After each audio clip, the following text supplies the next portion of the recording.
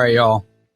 40 Watt Podcast, episode 16, season 1. I guess I should start saying because I am going to actually pay attention to seasons because I don't want to have to go backwards and have to do this again later if I decide to do seasons.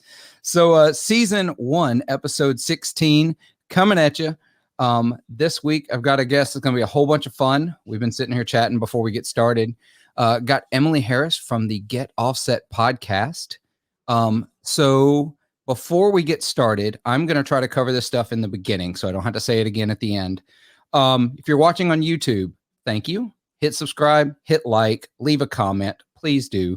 If you're listening on any podcast service, it's somewhere down. I'm like down there. It's down here somewhere. Yeah, somewhere over there. I'm real bad at this. This is why nobody follows or subscribes on YouTube, probably. But if you're listening on podcast audit format, please like or subscribe. Leave a rating and review. That goes a long, long way. You can find us on Facebook at facebook.com 40 Watt Podcast, Instagram.com 40 Watt Podcast. We are on Patreon 40 Watt Podcast. Shout out to Jeffrey, my newest Patreon supporter. Really appreciate you. You'll have stuff in the mail actually this week, so be looking for that. Got some cool swag I'm sending out to Patreon supporters now, which is cool. Hope to have some more relatively soon. And there is now a group on Facebook. I actually created it a few weeks ago, just kind of left it alone, but I guess I'm going to actually push it because I couldn't decide between Discord or Facebook, but I guess everybody's still on Facebook, even if I hate Facebook. All right. I hate Facebook. Whoa. Yeah, coming in hard early, I guess. So that's going to be the end of the intro. Y'all find all the things. We're out there, and we really appreciate you. So Emily, tell us a little. Let's get the website bio version of what you do, how you got into this, and what you're doing now. Yeah, so some people might know me from the Get Offset podcast. It started as a podcast, just a podcast. I started a demo channel in around September 2019 when I got mad at someone who's now a friend for saying there weren't any women doing guitar demos, and I said, "Screw you! I'll show this fogey." So now there's one a year later. No, I'm kidding. There are. Yeah. So I've been, I'm a guitarist. I play guitar in a band called Sunday Crush. We had a record out called A Real Sensation on Donut Sounds. We were featured on All Songs Considered back in November. We've been learning a lot about how sometimes when the vinyl pressing plant says they will have your records in January, they mean April. And all kinds of fun stuff like that. But yeah, I've been playing guitar since I was about 8. Studied music business in school. Have worked in the industry and a lot of mostly marketing and promotions kind of roles. And I kind of said, you know what? I really like playing guitar. I'm pretty damn good at guitar. I think I'm just gonna pivot to playing guitar more. And it's what I've been doing. Yeah. Yeah. So it's interesting the going to school for it because you. First of all, actually, I'm going to backtrack just a bit. The printing of records, vinyl. I just saw recently Blake Weiland posted about that. He's trying to get his EP done as a vinyl, and the lead time that he said they're under right now is ridiculously long. It's usually 3 or 4 months, and now it's at least 6 months. Yeah, I think he said even longer than that. For they're quoting him to get started. So it's it's nuts. I think it's awesome, and I think more companies obviously need to get into the vinyl game a little bit because it's really picked up. I had that conversation with someone today. But it's expensive. It's hard to move. You have to have it. You have to have the space to store it for the most part. And back maybe 10 years ago, like when I was still in college and stuff, I think that there were very few places that even pressed vinyl. So I don't really think that the lead time has gotten better at all because there's just more demand for it. Because I think it's outpacing CDs now. I think in the last couple of, I used to know the quarter of the year that it passed it. but it has Yeah. passed CD sales. I know that I Yeah. don't buy CDs anymore. I I stream most do. everything. Well, I stream most everything, and when I want to support an artist, I'll buy a T-shirt or a record, Yeah. a vinyl. And so, because I have too many CDs as it is, I have boxes I'm and mostly yeah, I mostly stream stuff I own. I buy digital copies and I buy physical copies. I buy a CD of anything I want to like play in the car a lot. I got So if it's something that I'm listening to a lot, I'm like, if I want to listen to it in the car, I can plug my phone into my car, but I don't really want to do that. I don't drive a lot, and usually when I drive, it's maybe a 15-minute drive to my brother's house. So I'm just like, yeah, just if I don't have Sirius XM on, I'm probably just gonna put on that Charlie Bliss CD or that Liz Phair CD. Yeah, no, it makes total sense.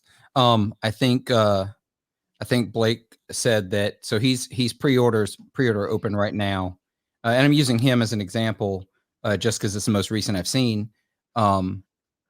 Pre-orders are $25, and he needs 125 pre-orders to break even on the order. On the vinyl, that makes Yeah, sense. yeah, on the Yeah. vinyl, it's nuts. So I mean, the hopefully, minimums are bigger than that. Like, I think it's just so expensive. Like, smaller quantities are expensive. Thankfully, our label guy was like, let's just, buy a bunch and be optimistic about it. So they're all being stored at his house. So I don't, it's not my problem. right? But, That makes sense. yeah. Yeah, So well, I'm sure have to shove them in a van in a couple of months, hopefully. Fingers crossed. transporting vinyl, yeah, fingers crossed. That's what I was talking to someone today. I actually have a gig in a few weeks. First one, like first real like festival gig in a long time. Mm. So it'll be interesting. It's mostly a Yeah. blue covers thing, but it's good. Oh, cool. Yeah, I love it. Yeah. So you went to school for music business in Nashville, correct? Yeah, I did. I was kind of torn between going a straight performance route and going to Berklee College of Music in Boston, because I got into Belmont in Nashville. I got into Berklee in Boston. I thought it would make my mother feel a lot better by getting a business degree, which was what the music business program was. Sure. And it worked out. Yeah. It worked No. out. I also got some advice that, like, as far as going to Berklee goes, don't go unless they give you a full ride, because then everyone else is just paying for the people like John Mayer or Adrienne from Big Thief that they think is gonna, be big. Yeah. I don't even No. I think Annie Clark went and didn't graduate. Like, it's at St. Vincent, for those who don't know. And then Gillian Welsh and Dave Rawlings met there. And I think most people who go there don't really graduate. Amy Mann. Who else was it? Sierra Hall went there as well. So many people. Yeah. So I went the state school route, actually. I didn't do music business. I did more of the technical side of things. I did the recording industry manager program at MTSU. Just Oh, down. yeah, it's a good program. It is a good program. I had my flaws with it though. It's a great program. You meet a lot of cool people, and you're in the scene a little bit, so you can sort of meet. It was real fun. While I was there, we started the first collegiate chapter of NSAI. It was real cool. Oh, nice. I don't even know if it's still active on the campus at this point, but I ended up coming back and finishing my degree at a small school called Delta State University in audio engineering, essentially. They're growing their recording management program as well. It's real cool. But it's interesting. You don't see, it turns out you don't see a lot of people with degrees in the field, actually in the field. Most of the people I talk to, they either didn't go to college, or they, studied something completely different, or they went for a few semesters and then got out of it. Yeah, and most of the people I was in music business with, like, I can name the people who really stuck with it and are doing well. Friends everywhere from like Spotify to Bowery Presents, to a lot of like indie publishing houses and some major label folk. But a lot of those people I graduated with, they did something else after. They spend a couple years doing it, they realize it kind of sucks, and and they give up because they value their time and their money, and they don't want to do the whole thing where you do all the work for no money for 10 years, and then one day you hope that a switch gets flipped and you get what you deserve, and that doesn't always happen. Yeah, it doesn't always work out that way. And that's, just music in general. I talk all the time about how I quit working bar and restaurant management to go back to school because I didn't want to work in food service my entire life. And what did I do? I went Yeah. back for music because somehow I thought that would mean working less food service. Yeah, why did my parents let me major in music business in the years after Napster? I will never know. Yeah, no, that's the interesting thing. It's like Napster completely changed the game. Everything is it's a complete different world since then. I actually went to when I was in college was like the first time I flunked out of college, like a good musician. Um uh, Napster had just taken off, and Yeah. so that was a big deal. Napster, and then LimeWire, and then all the other various Kazaa. yeah, all the peer sharing. So that's what you do. You got a real cool channel. It's down in the information below for anybody who wants to check it out. There will be links to the Get Offset, the website, the podcast, the YouTube channel, the Patreon. It's a thing I do. I like to link other people's Patreon too, just because. That's nice of you. Yeah, well, it's like, and I didn't say it before this one, but my big thing is that I don't do this full time. There are so many people doing the podcasting, the YouTube thing full time. I do it because I enjoy doing it, and this is what connects me to the music industry while I'm so isolated where I am. And it started during the pandemic because I wasn't playing any gigs, I wasn't jamming with other musicians, so I needed some kind of connection.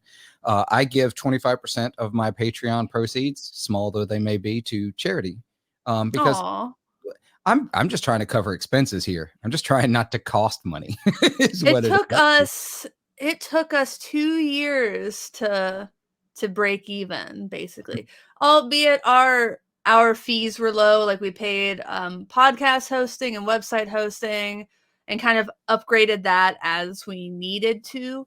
And it wasn't really until the demo channel started getting monetization that it's not a lot of money, but it definitely pays for the expenses, and it's just, it's nice. I don't know if I'm going to be able to get to the point where it's my full-time job, because I look at the people who do it full-time and I'm like, I don't know if I have as many ideas as like Ryan Burke for videos, and I don't know if I want to do it full-time because I got to be honest, like it's an interesting kind of work. I would love to balance to the point where like half my income is music and then the other half is like my copywriting gigs. Mm-hmm. But in marketing. But Yeah. but yeah, that's probably a ways away. Yeah. See, I don't mind just doing this as a pastime because the amount of work, like someone like Ryan over at 60 Cycle Home, the amount of work he puts in is just absolutely insane. I don't know people in a lot of fields anywhere that work as hard as he does constantly. And Yeah, so he's always hustling. He's always doing things, and I don't want to do that. It doesn't sound I fun to don't me. want to work that much. No, I really don't want to work that. I work that hard in a real job. Sorry, my real job is what I really meant to say. Your day job. Yeah, my day job. Yeah. So it's fun, but it's fun, and it's opening up doors. I get to talk to people. Like I'm getting to talk to you. I've gotten to talk to some really cool people, and to me, that's the best part of it. Is just hanging out and talking to other musicians. But I'm actually, this is where I admit that I don't write anything down for this podcast. We were talking about something before we started rolling, and we were going to talk about it. And now I can't remember what we were going to talk about. I really should take notes. Yeah, no, it'll come to it. That's what matters. I think we were talking about just tinkerers versus doers. Yeah. Oh, that's right. We were talking about, when I started this podcast and started making some video content for YouTube, it became a matter of, you know what? Stop trying to make something that's perfect. Stop trying to make something that looks like you've been doing it for 10 years on the first one. And just JFDI. Just do. Yeah. Can I cuss on this podcast? Yeah, you can actually. I try to limit myself, but that's only because if I let myself just go, everything, there's an F-bomb between every other sentence. So it's Potty mouth. My uh, favorite, one of my favorite songwriters is Kathleen Edwards, and she named her publishing Potty Mouth Productions or Potty Mouth Publishing or something. I'm like, fuck, that was good. oh, that's awesome. Yeah, I'm like, And oh, I love that. sometimes you just got to say it. Sometimes it's just the way it works. Sometimes You it's know? it's a lot. It's a lot. You gotta say it a lot. Yeah. No, we didn't cuss on the podcast in the beginning because Andrew, you know, Yeah, no, I get it. And he's like, oh, you know, people I work with and go to church with might listen to this. I'm like, well, maybe you don't cuss, but I can cuss. And then there were a couple like we edited it out, and then he started cussing a little bit more. I'm like, if you're gonna keep making more work for me, then I'm not gonna bleep these anymore. yeah, yes. At some point, you got to stop editing. Actually, that's a big rule for me is that I don't edit for the most part. I try not to. If nothing's happened so far that I've had to go back and take it out. You know, Yeah. Nothing was said. No one's done anything. There've been a couple of times where I almost thought about it, but I was like, nah, that's not really that bad now that I think about it. Yeah, there have been a few times where I think that, like, if someone was close to doxing themselves, I'm like, snip that out. Yeah, or yeah. just like, you shouldn't have said that. Like, I know you didn't mean to say that like that. Or like, oh, I wasn't supposed to talk about that yet. So I'm like, well, we're releasing it before that drops. So no. So yeah, I mean, there's a little bit. But that's a big thing about my demos is that I've intentionally filmed them in a way to minimize my editing time because I don't have a lot of editing time. Like, you can't see here, but if I move that, oh, wrong way. Nope. Yes, that was the correct way. I have my camera right there. It points down at my table. I put the pedal there. I have my lighting also. I put another camera right there. And I, obviously film them both at the same time, put them in the computer, split screen. Boop. Yeah. So which is, I've watched yours, and because like if I sit around and I watch another Pete Thorne demo where it's so meticulously and incredibly crafted, like he crafts a whole song and like different angles and plays each part, and like, nah, I'm impressed. I'm impressed when people do that. Yeah. But I made a decision pretty early on I don't want to say like I didn't want to prioritize volume over quality, but at the same time I'm like I need to get through things quickly. So how do I streamline this process as much as possible? And I've just kind of been tinkering with that since then. But like I would only be able to do like a video a month, even if I did like the kind of intros Ryan Burke does when he plays through a couple song parts, like a rhythm section and a lead section, or like Ryan from Demos in the Dark does. Like, I don't have the time. I don't have the skills to do it as quickly as they do, is kind of the bigger thing. Like, I've tried it a couple times and it was like, okay, but I didn't think it added enough to my videos to continue to do that. 100%. And it's a big thing. First of all, you've got to get over yourself, and speaking to me, you got to get over like my want it to be perfect in the track in general, like the backing track that nobody's going to pay attention to. It could be drums and a bass line repeated, like 4 bars repeated over and over again. No one's going to really care. But then I'm listening to it like I'm putting this out on like as a record. And it's like, I had to stop doing it. I can't do it. It's too much, and it doesn't fit the JFDI. It just I don't know if you saw the one at this point when this goes out, the one pedal demo that I've got. I literally set the pedal up, set the camera up, pointed directly at the pedal with me blurred out in the background. And then I just added a talking bit before and after it, and I was done. And I think that's going to be a good format for me. I think it's going to work really well. But circling back to what you said, so women demoers, this is a fun one actually. There's women pedal demos. There's also article about women pedal builders. It's growing, thankfully. But so at this point, how many women pedal demos do you know of out there? I actually genuinely don't know. I know my handful of demo people that I watch. But I don't watch a whole lot of pedal demos anymore. Well, new ones pop up all the time, but the big ones, or Vanessa Wheeler now is doing demos with Premier Guitar. She's known as Vava professionally. Ann Slikowski doing ambient drone stuff. Megan L doing her kind of like indie pop things. I really love Megan, everything Megan does. That's a couple of guitarists. There are a few bassists. There's one who I was just talking to yesterday. I can pull up her name, but she's just a killer player, and she did a demo of the American Professional 2 series. I think it was the P bass. Oh, cool. Juliet Tarot. Okay. And then gosh, I think Jessica Lee Mayfield was doing a few. There are lots of instances of Sarah Lipskate, Yvette Young. I little stutter. They tend to do. They're more performers, obviously, but they get pulled in to do demos, not infrequently. Like with Earthquaker or with Walrus, I know they've respectively worked with those two. And then there's like Mary Spender, who doesn't do quite as many gear demos. There's Paige from Pedal Partners. And then I'm sure there are plenty of women who don't want to, who are more kind of anonymized.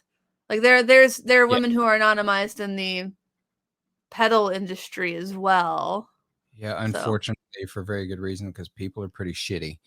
People can be shitty, but yeah, you know, if you're to the point where you're like trying to start this, I mean, you're kind of aware that people are going to be shitty. To me, it's the bigger concern with people being shitty on the internet is like when it can get to the point of harassment, and that can screw anybody up. But just like the little snide, snippy bullshit comments, that I mean, that doesn't hurt me as a 31-year-old woman who's been dealing with that kind of like vocabulary and that kind of mindset since I was a kid in like rural Ohio.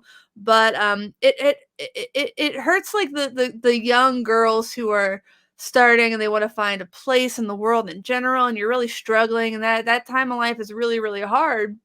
And as we all know, like the guitar world can be shitty enough to dudes, and dudes like to say that. I'm like, yeah, but you have to understand that as like rude as you think, big box guitar shop employees are to you, they're worse to women.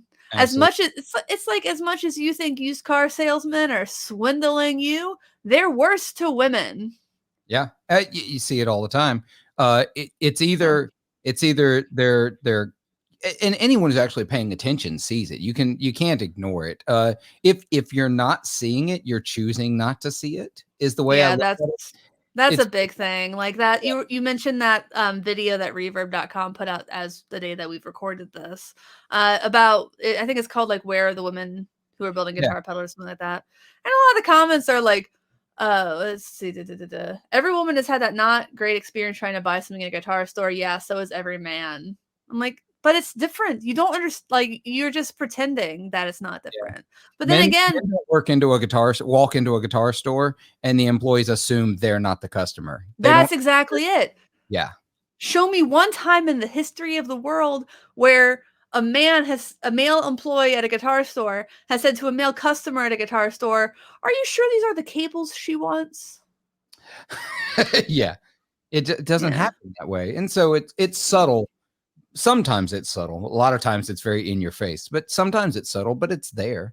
So it's an interesting, to me, it's really interesting. And so to put yourself out on a medium like YouTube, which isn't very nice, not a very nice place. No, it's not a very nice place. It's really a cesspool. I mean, very hard. If anybody wants just even mild, sometimes less than mild, but even mild versions, go look at the demos that Emily puts out and look at some of the comments that get left. Yeah, no, it's a little infuriating actually. And as much as I said, I don't watch a lot of pedal demos because I don't anymore, because I don't need to buy more pedals for one thing. I need to stop. But two, it's just not my thing. So I go onto YouTube for guitar culture. Now I'm at a point where I go for the drama. I'm just going to be real honest. I go to hear people yell at each other. Yeah. I want to hear the fights, and I also want to hear the gig stories. I want to hear the live music. You mentioned Yvette Young, by the way. She absolutely blew my mind. Like, Oh yeah. she's been one of the ones I've been introduced to recently who's just unbelievable guitarist. Oh Um, yeah. I don't even understand. So I like hearing her take on things. Um, or like I had a friend of mine, Alice Hayson, on the podcast. Alice is a violinist. She studied at Yale. Now she lives in Memphis, Wow. Tennessee. She works there at Amro Music, but she's also got a band called Alice Hayson and the Blaze. Nice. She's super talented, super incredible talent. And even just hearing her stories, because she plays, this is going to sound awful, but you know what I mean. She plays a stereotypical female instrument, the violin, but she Yeah. plays it in a very non-stereotypical way. She has a pedal board, she plays electric violin through amps, you know what I mean? And Mm-hmm. so therefore, she gets to experience it too. And so having friends like that who are these strong, um, I don't even like it. I don't even know how to. They're just very much who they are. They're very confident in who they are.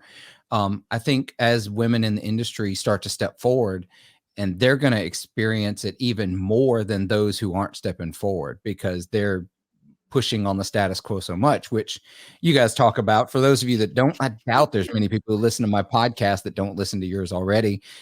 Get Offset is very much not just about offset guitars. Oh, we're not really about offset guitars at all. Not. I, I Oh, I so many remember like confused early on people. in the podcast, I think y'all sort of like y'all don't even reference it anymore. It's like it sort of was like that because you like offset guitars, but like it's never really it's mentioned occasionally, rarely. It was more like offsetting the status quo kind of thing. I mean, I obviously like offset guitars. I've always had a couple of jazz masters. At the time the podcast started, there were 3 of us. We all had a jazz master. I think Andrew will probably take credit for the name. I don't really remember. So like that's what he thinks, and that's probably what happened. But I remember definitely put that Prince song in my head. Oh yeah, yeah. Yeah, there's that Prince song, Get Off. Yeah, absolutely. I never put that together until now, so thank you very much. I'm gonna have that in my head every time. I love Um, that song. That's just a song about smashing, but with consent. yes, yeah. Oh, smashing. Uh, it is. And now anyway, neither here nor there because I was about to go down a well-trod road of the Phoebe Bridgers thing, but I've already covered that. Oh, You've already Phoebe. covered that. We're not going to cover that. That's done. Oh, you want more angry comments? Is that what you want? Yeah, Because they comment on that video I put out like 6 weeks ago. I'm like, why are you still mad about this? are you serious? You still getting comments about it? Oh Oh yeah, my. it's not as many, but every once in a while someone trickles in and it's like it was some fake bullshit. And she's an Oh my. industry plant. I'm like, Oh my go God. home, man. Like you are like you're getting mad about the Starbucks Christmas cups from 2015. Calm down. Like, Oh, how mad can somebody be about something that matters so little for so long? doesn't matter. It's so unimportant. It's and ultimately I got on this rant a couple of podcasts ago. It may have actually been last week, and now I don't remember. My brain's completely fried. The fact that anyone gets mad about just about anything in the guitar world that isn't just being an indecent human, Yeah. like that's different. Like I'm not going to name names. There's a couple of companies out there that I could really yell at right now You because they're better not, because I think the ones you might be thinking about are quite litigious. that's true. So I definitely don't need to mention them. But if you get mad about if you get mad because you weren't able to get a limited edition pedal, or you get Oh mad yeah. because someone smashes a guitar, or you get mad because XYZ, you really need to check the priorities in your life I think because more people need therapy than get therapy. And I think especially like I'm going to be blunt, a lot of men could really use more therapy than they get. I feel like there are a lot, and this is a real thing, that there are so many men who rely on their spouse or their partner to fulfill all of their emotional needs because there's this idea that like men can't be real with each other. yep, So they don't have men are less likely to have like a big support circle of friends. And, firstly, you shouldn't be able to blame your partner for that. Like if your partner doesn't let you see your friends, I don't care if you're a man or a woman, that's not a great person that you're with. You need to like maybe rethink that. But if you're intentionally like not making other human connections, then one, that's a lot of a burden to put on your spouse or partner. And two, maybe just get some therapy. I've done it. It's great. I'm a much better, more pleasant human now that I've like been through therapy. I'm less angry. I'm less anxious. I'm less sad. So my life's gotten a lot better with therapy. So you mean that it's not as easy as just bucking up and pulling up our bootstraps and getting over it? That's Yeah. no, It doesn't work. And that's yeah, there's a lot to unpack and a lot of spaces and a lot of the comments you see on like these gear pages and stuff, and like, yeah, maybe I don't have time for this. It's funny to say, oh, gear page, that's a whole other thing. I could make all Yeah. I can't make all of them mad because they definitely don't listen to my podcast. But if they were to hear my opinions of the gear page and what's happening over there, it's just search for, just put in search terms women in the gear page and see what happens. It's exciting. It's super fun. Yeah. It's fun. It's not fun. It's funny. It's funny to see the John Wayne mentality still so prevalent 4 generations after the whole John Wayne thing. You know what I mean? I've got this really interesting Is it even like John Wayne? Was he even like that? As a person, on a personal level, I have no idea. I genuinely don't know what he was like as a person outside of the roles he played in movies. Neither do I. Yeah, I don't know. But there's an interesting book called I've got it here somewhere. And you should definitely get a copy and read it if you haven't. It's called How Rock and Roll Changed Gender in America. It's a very interesting book, and it talks about the shifts away from the John Wayne mentality and how rock and roll changed it. Elvis Presley was the first, like, not just movie leading man, but like music figure who bucked the John Wayne, Frank Sinatra archetype that was set in place and became this more sensitive, more feeling, more empathetic male role in society. And also how Tina Turner completely, once she broke away from Ike Turner, from my hometown of Clarksdale, Mississippi, those things we're proud of. Once Turner broke away from him and became the rock and roll icon that she was. And if anyone wants to call the music she made less than rock and roll, I'll fight you, Andrew. I'm sorry. Whoa. Oh my gosh, what's that? Big Wheels Keep Proud Mary. Her Proud Mary actually rocks a lot more than the CCR version. Oh, I think so too. I think it rocks a whole lot more. Wow, but, all right. But even past then, like you get into What's Love Got to Do with It, that's a rock and roll ballad. I mean, I don't care what people try to like take I feel like especially Black men and women, and then even if they're making rock music, try to say that it's anything other than rock music. Like I remember Santa Gold, when she was first breaking out, she called out some publications for calling her music hip hop, and she's like, what the fuck, have you listened to it? Right. It's not hip hop, it's rock, it's indie rock. I think that there was some association with Jay-Z, perhaps. Like I think that he maybe discovered her, but there's nothing like but rock about. Right. It's not butt rock, but it is more in the rock realm. A bad Southern butt joke, but decided that was a bad play. So it talks about Tina Turner changing the role of women in rock and roll very dramatically, because suddenly she was this very in your face, very upfront, very sexual, very, she was who she was. And it's an interesting book. I feel like a more up-to-date version of it needs to be written because can you send me a link to that, because I can't find it. Yeah. I tell you what, remind me, send me a message and I'll find it as soon as I can. The way I record this podcast, my camera is actually directly in front of my screen. And it would be very hard for me to do. Again, still looking for the right setup for this, but is it How Rock and Roll Changed American Culture, or All Shook Up, How Rock and Roll Changed America. Oh my Let gosh, me there's so many see. books with this title. We'll figure it out later. We'll Yeah, figure it out. We don't have to do it live. I know, but we could. People don't want to hear us type and Google search things. So it's Fever, How Rock and Roll Transformed Gender in America. Fever, How Rock. Is it Rock and Roll or Rock and Roll? in roll.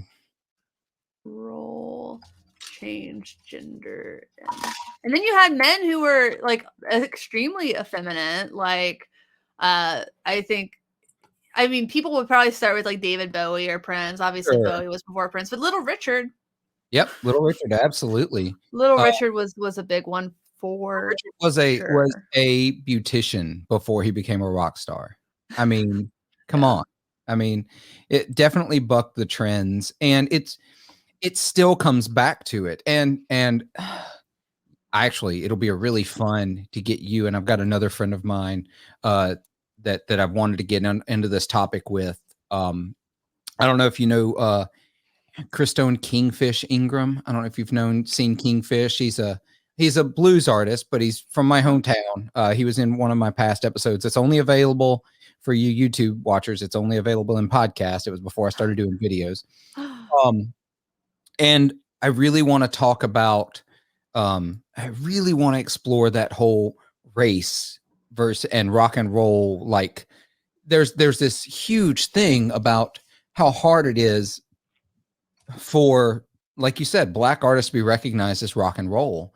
It's think about it. They're not that many. You've got like immediately coming to mind Prince, of course, but Prince wasn't even like considered rock and roll. Like he won Grammys for literally, I think the category was in the American Music Awards was Black music. Oh wow. Yeah. Like, whoa. That was in 1985. Yeah, it only changed that. Actually, it changed later. I don't even know what year it changed, but just think in 85 it was still being called that. Then you got someone like Lenny Kravitz that I guess most people would more recognize as a Black figure in rock and roll. Yeah. But it's so hard to come into that territory because if you are African American and you play guitar, you're gonna get called blues. It doesn't really matter what music you're making. Blues, soul, funk. Yeah, it's crazy. So talking about gender in rock and roll is such a huge thing. We're seeing more and more female artists get recognized, not just as female vocalist of the year or, what the Grammys, I can't remember what category was all female artists almost. The rock songs was all women. Rock songs. Yeah. Look at that. And that's interesting because like they did used to have a bunch of gendered categories. I got rid of those, and then what happened was no women got nominated.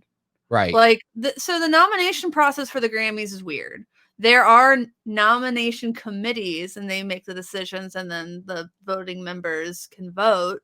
And there's not a whole lot of transparency into why people get nominated. But the year that the president of NARAS or the Grammy or Association said that women needed to step up, that was the year that women were nominated for almost nothing. And there was one category where it was like 5 women nominated Ed Sheeran, and then Ed Sheeran won for like one of his worst songs. And everyone was like, what the fuck? Like, we can't win. Like, and then of course somebody's going to say, aren't the Grammys about like nominating the best music and not like getting some gender balance? To which I say, it's really wild that you would just assume that men are making the best music. That really says everything you need to know about a person. Yeah. When they make that argument. It's it's one of those things that is so hard to wrap the mind around, especially if you're conditioned to think a certain way. It's so hard to flip that switch to look at it from the other angle. And it is, you want neutrality. You want it to be fair to everyone. Yeah. But at the same time, you've got to figure out how do we get to that point? Like, because it's not been that way. People don't even realize how systemic it is. Like, they don't realize that it starts literally from like when you're a kid, and like the girls play the flute and the boys play the drums or whatever. And that's seen as like a normal gender breakdown. But then of course Fender's like, well, actually half of new guitarists are women. And then you look, and so you got to fix that problem. So first you got to fix the problem of who's being like encouraged to learn music. That's one problem. The other problem is like, how do you get like labels to sign women and people to support women? Because it's not like, people will go to a festival, they'll hear music, they'll enjoy it, and they truly won't give a shit about the person's gender. And that's cool. And I do believe that's true. I do believe it's true when people say, I don't care about the gender of who makes my guitar pedals. I believe you, but you have to understand that there's a reason there's a problem. Like, take guitar pedals, for example. Women are less socialized to give a shit about techie stuff. Yep. And what are guitar pedals but techie stuff?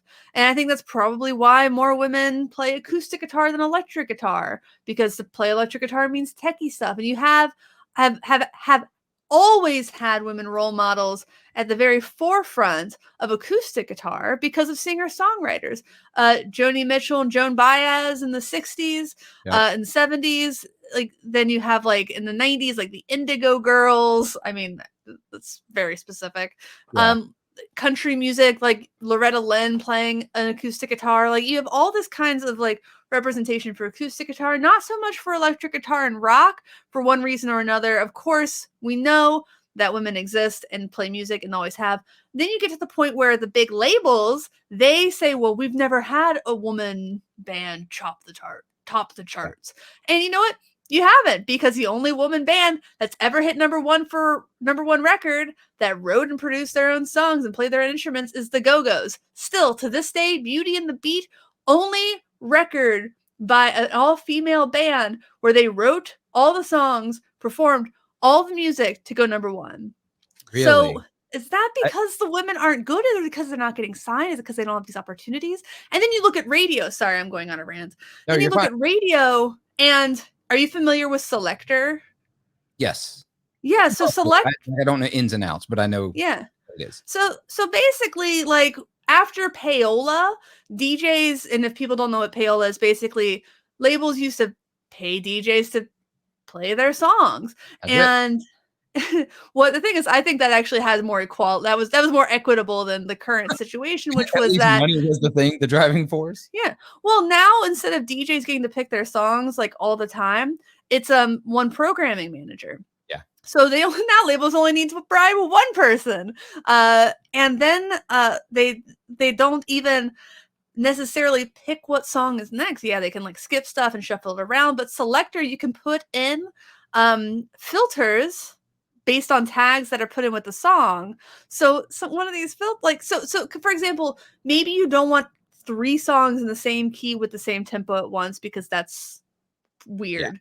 Or you don't want 2 ballads in a row because it brings the mood down.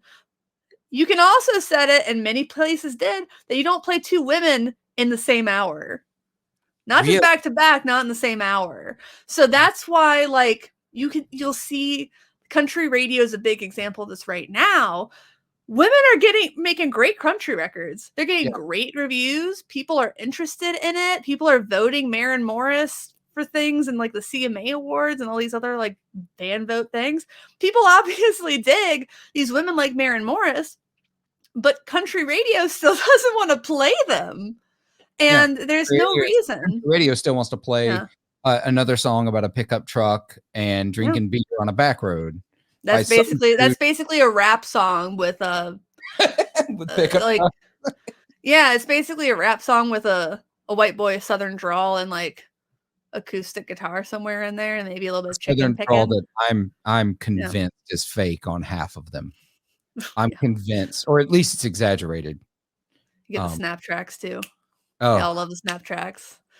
I have this extreme, I don't think I'm going to offend anyone that listens to this, but I have this extreme distaste for Luke Bryan and every Luke Bryan sound alike that came along after him. They're all like that low tenor with a snap track, and they have no vocal range. None. Terrible. There's like a fifth vocal range, and all the topics are the same, and they all come out at the same time. It's completely absurd. There will be 4 songs that all came out about the same time that sound the same low tenor or high baritone, all referencing like white t-shirts, back roads, and sunsets. Like all those will be in every song. Beer. Oh. Yeah, no, it's like those are fine things to sing about. People can relate to those things, but it's really boring. But like getting back to like representation in women in music, like there you have like already 3 barriers. You have, women getting started and being socialized differently than boys are. You have like the people who could put out your music saying, well, we've never had any success with this because we've never tried. And then you have radio literally and promotions literally being like, yeah. And like women in a lineup, I think Kathleen Edwards said that she showed up for a gig once and they said, oh, we have to drop you. We already have another woman on the bill. And you look at like the lineups for festivals and you count the women or the bands with women. And sometimes it's like 7%. And you're like, how? And so my sister is an incredible guitarist, drummer, songwriter.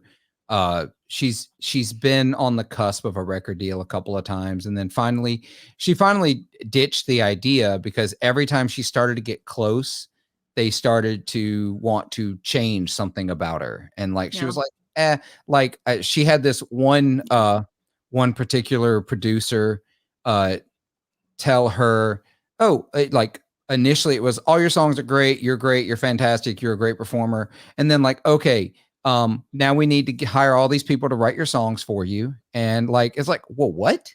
And so she was like, no, that's not going to happen. And so I watch what she's gone through as a woman in the industry, and like she had a blues record deal at the age of 11. Wow. And I watched the kind of songs they tried to have her sing and play then. And it was an absurd, it was really ridiculous. I'm not going to quote the lyrics on this podcast, but it was like completely inappropriate to have an 11-year-old singing kind of stuff. Yeah. So it's just to see. So I've gotten to see secondhand, but very close. I guess it's firsthand. I saw what they did to her, but like so even when you do get the female with the talent, the encouragement, they've taken up the instrument, they're creating something at a high level. Even then, I've seen situations where someone steps in and says, now I know more than you do. Yeah. And we need to change what you're doing to make you marketable, basically, to this. It's infuriating. And it's not what I thought I'd be ranting about tonight, but it is what I'm ranting about. Because it essentially completely made my sister completely bitter towards the music industry and towards what was going on. Understandably, that's not right, She barely performs anymore. I mean, she still does. She does acoustic shows every now and again, and she is a killer electric guitarist. She's also not techie. I laugh at her a little bit, but she doesn't care about it. It's not her thing. I mean, I had to learn all that stuff as an adult. I didn't. Like, my dad made sure I knew how to like read a map and check my oil and use a power drill and use a hammer and like kind of basic stuff. Like if he had a chore to do around the house, he would take me to do it with him. And my grandfather was kind of the same way. And, my grandfather always bought the newest technology and would talk to me about it and show it to me. And I like grew up on the internet. So I know a little bit of coding, and that's kind of where my interest petered out.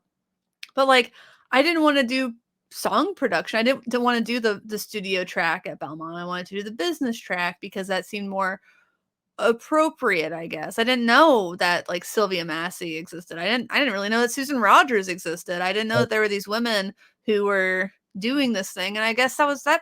I mean, even on a deep-seated psychological part, I just didn't see it as like something I could do.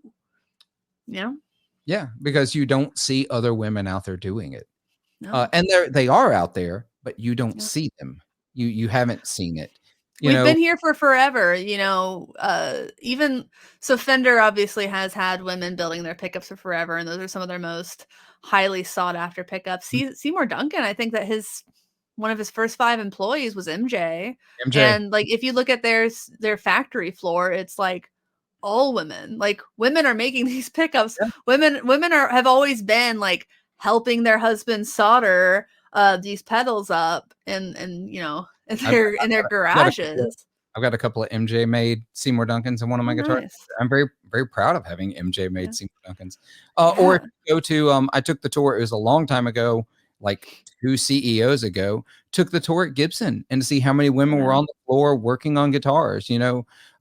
Doing doing some of the most meticulous, like the most like on hand, like by hand work, like um, for those that don't know, Gibson guitars are finished after the binding's been applied. And so someone goes in there by hand with a razor blade, scrapes that binding clean.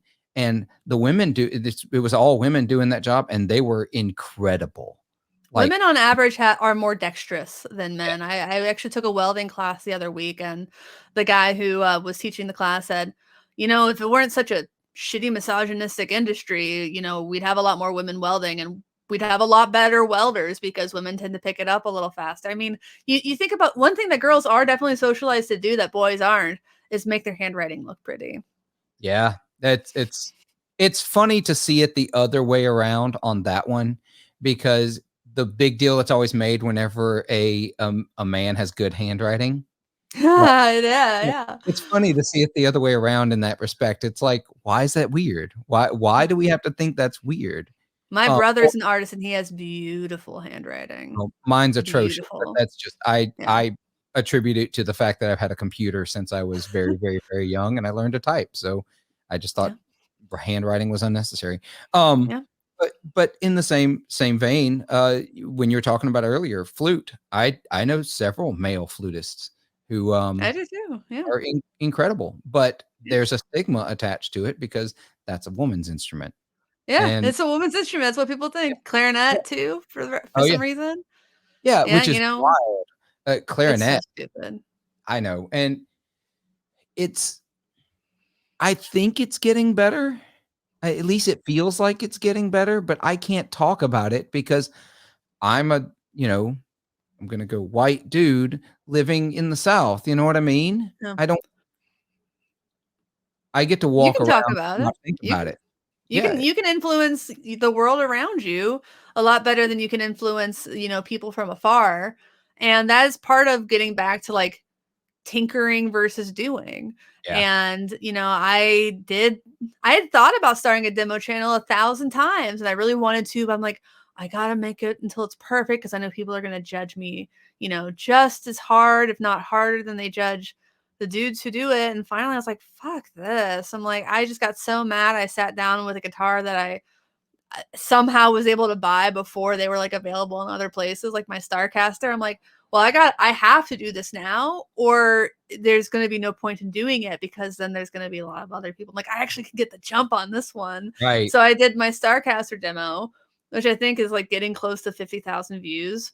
Oh, it's And awesome. I was really amazed at the response. Like, is it the best demo in the world? No. Like my husband was helping me with the audio and he accidentally set the polar pattern on the microphone wrong. So I sound pretty distant. But like everything else, like, you know, I was learning. I got to the point where I was 80% happy with it. I had to learn how to, use DSLR cameras. I'd only ever used film cameras. I had to learn how to do video editing, period. I had to learn how to duck audio. I had to learn how to do split screens. I had to learn, how to sync up things. I had to learn all of this like on the fly. And, I'm getting a lot better at it and generally faster at it. And, all these things. And it's like any skill, but, I never had any, like, I always just figured, I'll just be the musician. I'll go in, I'll let other tech people handle things. But one of the most empowering things that you could ever do is learn how to do whatever that thing that you want to push off onto other people is. Yeah, it's in its own way. It's creating something that you want to. It's no different than learning to sculpt or learning to play guitar just in general, or learning to paint, or you Learning want to sew a button back on your jacket. right. One Yeah. of the greatest skills I ever learned, by the way, that is becoming so incredibly handy. For me, it was how to fix the underwire in a bra. That saved me hundreds of dollars. I bet. Immediately. Yeah, I grew up with Yeah. sisters and my mom, so I get it. Yeah. But the mostly when I say it's hard for me to speak to it because I don't. I want to think it's getting better, but I'm not the one that with an inbox full of messages I didn't ask for. You know what I mean? You should see my inbox. I don't Someone want on 60 Cycle Hum thought that I like banned them from the group and I didn't. And he just sent me a bunch of messages that went to my spam. And the last one just said, "You know what? Fuck you. You're a shit human." Like, see, then that's the thing. It's like he just made this assumption that you were the one, that it had to be you. it's literally never me. It's literally never me for everyone from 60 Cycle Hum. It's literally never me. Yeah. I've never done it because like I've had to do in the offset. I did it once in the offset guitars group that I'm an admin for because the guy was threatening to shoot people if they like this was like during the whole Black Lives Matter march in the summer. He's like, if any of you showed up on my front yard, I would kill you dead. And like, and he was getting really aggressive, like past the point of like what's the word? Not hyperbolic, but like imaginary or whatever. Hypothetical, yes, hypothetical situation. I'm like, no, you gotta go. And he had like 3 other accounts in that group. Saw that I was the one that was like, hey, just so everybody knows, he's been kicked out of the group. Please don't like message him or anything. And he sent me messages. I was like, listen here, cunt. Like, oh my gosh, that's so absurd. Neat. Again, I don't have an inbox full of those messages. See, that makes the guy that called you that girl real tame. I don't trust anything this girl says. I'm like, sir, I'm a 31-year-old woman. You need to take several seats. That was what made me most mad about that particular comment that everyone's like, what? I got called like a girl. Like, that's really demeaning. Yeah. But then he said he called me an admitted beginner. Yeah, I have never said that. No. I think I said that the guitar I was demoing or reviewing would be like a good first nice guitar for someone. Like, I'm like, I don't think it should necessarily be someone's first ever guitar because it's a little, I mean, you want to know if you like guitar before you spend $1,100 on a guitar. Yep. I'm like, but if you've like already had like a $400 guitar and you're really looking to get like your next step up, like it's an intermediate level guitar. That's all I was saying. It's an intermediate level guitar. Yeah, and exactly. Then we're talking about your own experience as a player. Oh yeah. He's saying I was struggling with my bar chords. I'm like, I don't think I was. Like, all right. Again, unsolicited opinions, and literally nobody cares. I'll tell you more about that guy offline, but oh yeah, I'll have to hear. That'll be great. Yeah.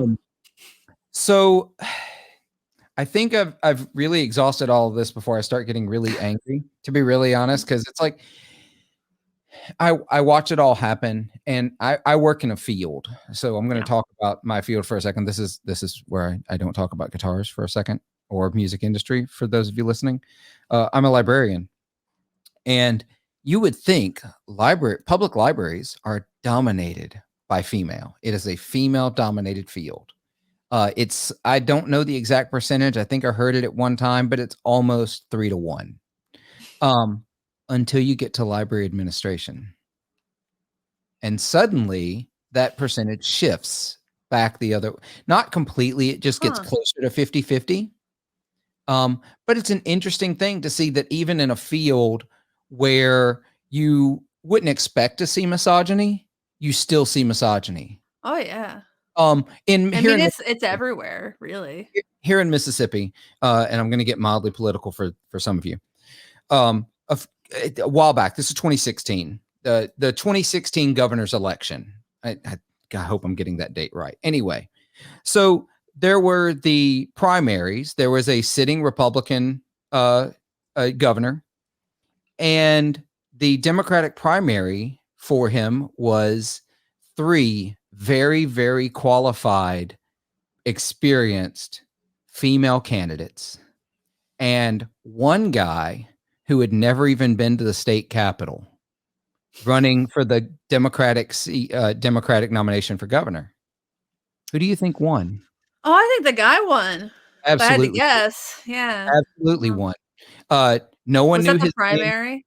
That was the primary. He, of course, Well, lost in the general, of course, but do we think maybe some Republicans were trying to vote for the weaker Democratic candidate, perhaps? normally I would absolutely say yes. Normally, I would absolutely say yes, but I don't think it was. It was so lopsided that I genuinely think it was ultimately 3 names that on a state level weren't well known. And so by default, voters chose the male name. Yeah, that sounds that tracks. Yeah, The that sounds man right. was a truck driver who had never been to the state capitol, and when the How is actual he a truck driver never been to the state I capitol? know, Do I you don't think know, he would always be like going one way or another? you would think. And Oh, then at the general election, his own mother didn't know he was running for governor. Like, well done. this is the guy that got nominated? This is the guy Yeah. who won the primary? Wow. So you see this misogyny in places you still wouldn't expect to, but if you're looking for it, it's there. Yeah. It's I Yeah. don't mean go out of your way to look for it because you don't have to. At that point, it's that whole syndrome where if you start looking for blue cars, all you're going to see are blue cars. But Yeah. That's true. And it's like kind of like when after I started my demo channel, I found more women and they found me, yeah, you know. And one more thing I want to say about like gender politics or whatever the yeah, hell it is that like I think that as women, sometimes we need to acknowledge when someone is trying, even if it's not perfect. And the way to do that is not to be like mean about it. Like, because yeah, if someone's trying, obvious, like, I think it's more likely that they're going to be receptive to feedback, to be like, you know, you don't say that this thing anymore. Like, let's an example. This is not even a women example. You don't say preferred pronouns anymore. You don't ask someone what their preferred pronouns are. You ask someone what their pronouns are. So that's just right, like the example in my brain, because to say preferred implies that there is like choosing to be trans, which is not the case right. ever. So it's that kind of thing. And one, you know, it's sometimes like women can be a little mean about it. And I Yeah, just think that the thing is like you have to think about who you're talking to. Are you talking to someone who's trying? Because if you're talking to someone who's trying, uh being nice will get you a lot farther than like attacking them on any point. And the other side of that is that if you're being told by someone like, hey, I know you tried, but you didn't quite get there. This ain't it kind of thing. I think that you need to understand that if somebody's coming to you to tell you in, a polite kind of way that you can do better, it means that they really think that you can do better, that you have the capacity to do better, that it's an act of love to say, I'm sure you didn't mean this when you said this, but just so you know, this is how you came across to a lot of people. I think that sometimes you gotta like be like, yeah, maybe. I mean, you would know, and you have to go back and you have to think about it because sometimes there are bad actors out there who will, you know, screw with you in some ways. Like one of these guys who sent me a bunch of nasty messages said somewhere along the line like, if you're taking my comments to mean this or that, then that says more about you than it does about me. I'm like, man, I don't think it does. Like I did stop and I thought, I'm like, no, there's no other way to like yeah. think You can that about interpret what it you either said. way. And another thing I said someone about who shared like some like my wife is a killjoy meme. He's like, "Oh, my wife and I have a great relationship." I'm like, "I don't care. I don't care what your relationship with your wife is because the thing is other women are seeing this and they don't know what your relationship with your wife is, but they're seeing this meme that's pretty fucking mean towards women. And, I would be really hurt if my husband shared something like that. And that's what they're thinking. They're Yeah. thinking like if my husband shared that, I'd be hurt. I'd be sad. I'd be like, why do you feel this way? Why do you feel the need to hide purchases from me? That Oh, kind of yeah. thing. Oh, that's a big Uh, one. And I think that Yeah. that's a really important thing is that everyone needs to remember, because I've been as guilty. If someone's trying, if you see that someone's making the attempts, in earnest, you should be, and a lot are more willing to cut them a little slack. And you see this in every possible form of bias, whether it's Yeah. race, whether it's gender, where it's sexuality, whether it's physical disability. That's one that affects, it's recently been a conversation with me, is that I've learned that a lot of the terms that have been used in that arena, those are not the terms, and Yeah. I need to rethink the way I say these things. And Yeah. I'm still confused. I still don't know what the right terms are anymore, but I'm open to learning them, and I'm trying to Yeah. learn them. And luckily And I've you can always ask. I mean, and I think that it's also important to ask somebody if you can ask them, like, because sometimes it's like, I know there's people don't have time. They don't want to think about this all the time. Like, I don't want the only thing I ever talk about, and I'm fine with having talked about this for the hour. I don't want to just talk about women and music.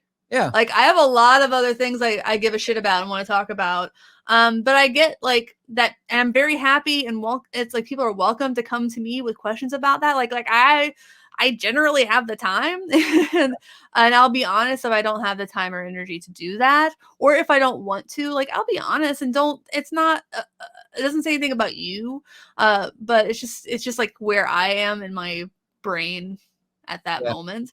No, and But that like, makes sense. yeah, it's like, don't ask all your black friends about like, is this racist or not? Like, just don't. Like, Just don't. I think you kind of know. And see, Yeah. I had zero intentions of this being what we talked about anyway. We just kind of got started and got going. I had some other Yeah. things I was going to talk about, but we'll have to save that for another time, because Oh yeah. yeah, we're running on pretty late, but that's all right. Yeah, Um, I gotta get dinner. yeah, mine's sitting in the fridge waiting on me. It's been here for a while, but I wasn't ready to eat. So, uh, in in the meantime, as we start to wrap up, remember, y'all, all the links are down in the either in the description box on YouTube, or they're down in the episode details on whatever podcast uh, platform you are using. Make sure you go check out Get Offset on YouTube, or podcast, whichever you prefer. Some people just don't want to do YouTube. I get it. Yeah. I check out their Patreon. I'm a supporter. I really like the stuff they're doing. So I really Thank you. like supporting what y'all are doing. Once again, even if, for example, I'm here for the drama most of the time, like, because I like the drama. I like getting in. It's fun. I don't know why people pretend this isn't a dramatic industry. There's so many people who just hate each other for no stupid reason at all. Right. Like, there's like there's clicks, and there's people who are like very anti-filter on Instagram photos, and that's like a drama point. Sometimes you're like, what the fuck is happening? That's a drama. Okay, I need to tune into the anti-filter drama now. So, well, it's like the gearsupply.com. Gear oh, Supply Company filter. Yeah. that one. That's one that I still don't know enough to even get into the drama that happened with them. So I'm going to learn more. So, in the meantime, all of my links are down in the information below as well, on our Patreon as well. I'm going to link our Teespring store. You can find t-shirts. I don't even remember what's on there anymore. Coffee mugs, stickers. I think Swag. I put swag. I have a t-shirt on there now that says buy vinyl, because streaming doesn't pay shit. It does not pay shit. It does not pay shit. I can show you my receipts. But in the meantime, y'all stay cool. Be good to yourselves. Be good to each other, and try to make a little bit of noise. And we'll catch you next time.